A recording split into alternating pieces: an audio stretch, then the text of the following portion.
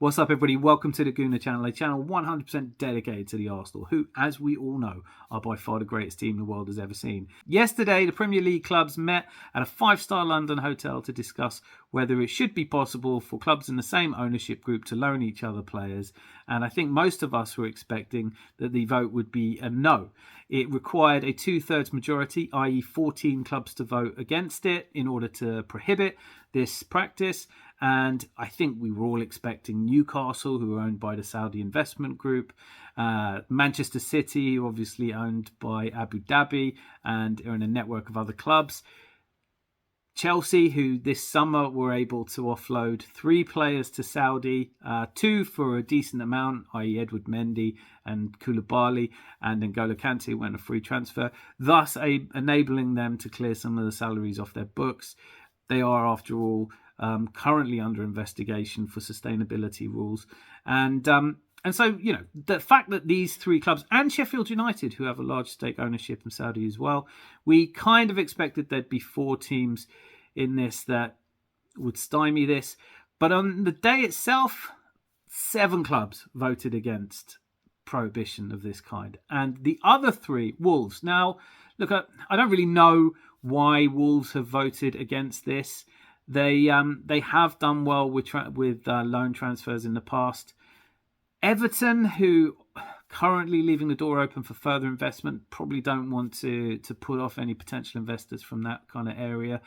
And Nottingham Forest. Now, I have no idea why Nottingham Forest have voted on this. I am not suggesting that this is a bit like one of those FIFA World Cup votes where they were bribed. Absolutely not saying that whatsoever. I'm hinting, perhaps implying it, but I'm definitely not saying it. So don't sue me. But it seems really obvious that if you're part of a group of teams now that are of the same ownership model, and the obvious one here is a Saudi investment fund who own Newcastle and 4 of the clubs in the Saudi League, Al Hilal being one of them. The story around this over the last 2 weeks or so has been Ruben Neves. Now, it was reported that Arsenal were going to steam in and hijack this if it was made impossible for Newcastle to loan a player from the same group. As it turns out, Ruben Neves isn't going anywhere anyway, but does leave the door open for Newcastle to go and take one of the other high-profile players who's currently playing in Saudi and might want to play in the Premier League. And the problem with this, allowing clubs to do these kinds of deals, is if the parent group owns 2 clubs, they might say, listen, you can have a really high-profile player who we currently pay the wages for free. That would mean that the club that's loaning the player can circumnavigate some of the sustainability rules that we have to prohibit the kind of financial malpractice and malfeasance which is on everybody's mind at the moment. We know that Man City have 115 allegations, mostly centered around not disclosing their accounts and the possibility that they've been making payments to managers. I'm not going to get into that right now, but obviously this vote leaves the door open for the kind of advantage that will not be gained by every team in the league. Now, Arsenal, and obviously as an Arsenal fan, it matters to me, Arsenal are part of a group, Colorado Rapids. In fact, Austin Trusty is a really good example of this, where a player playing Colorado Rapids comes to Arsenal, gets a chance, we loan him out, and then we make a fee and we make some money out of that. Would any other club in the Premier League have been able to do this? Probably not. Now, I'm really struggling to find a way that this makes sense, because on one level it really does feel like at least a couple of the clubs who voted to allow this are like turkeys voting at Christmas. The more we allow big clubs owned by conglomerates to just swap players between them, the greater the advantage they will have. However slight that advantage, it will be an advantage. And this January, we may, I don't think we will, but we may see the first ramifications of that. And I doubt it'll be Nottingham Forest. I doubt N'Golo Kante is on his way to Nottingham Forest, and I don't think Ruben Neves is. He's apparently staying in Saudi. But the issue that I'm having the greatest trouble with is in understanding how you can't see that this is an advantage. So this is unlikely to have a huge impact in terms of players going one way or the other. But what was already becoming obvious in summer, and I want to come back to Chelsea, because Chelsea have players on their books that they can't sell easily, and suddenly they are able to sell them easily, and they get really decent fees for them.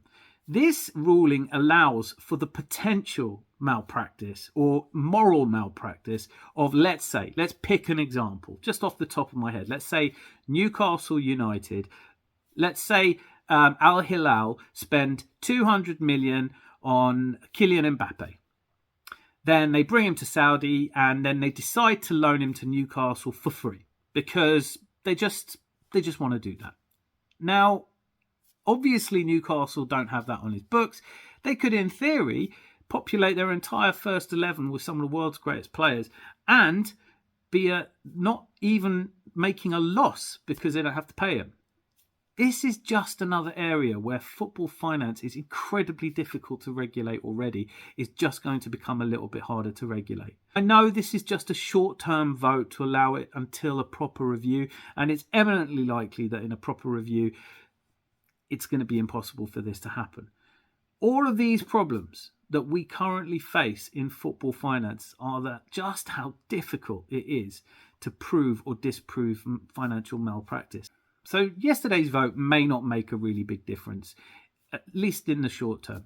But what it has done once again is it's shone a light on the fact that there is a lot of very difficult to administer financial interplay between teams that are connected by ownership groups. Chelsea obviously aren't part of that kind of group, but a huge amount of the investment that allowed Clearlake to buy them comes from Saudi. Questions have to be asked. How easy it is for clubs to, for example, buy a player, claim his wages of £300,000 a week, then have one of their other parent companies, owned companies, offer him a lucrative sponsorship deal, which isn't necessarily open to investigation by football's governing bodies, for £600,000 a week, and all that player has to do is turn up occasionally, and we have huge issues in terms of financial governance within football.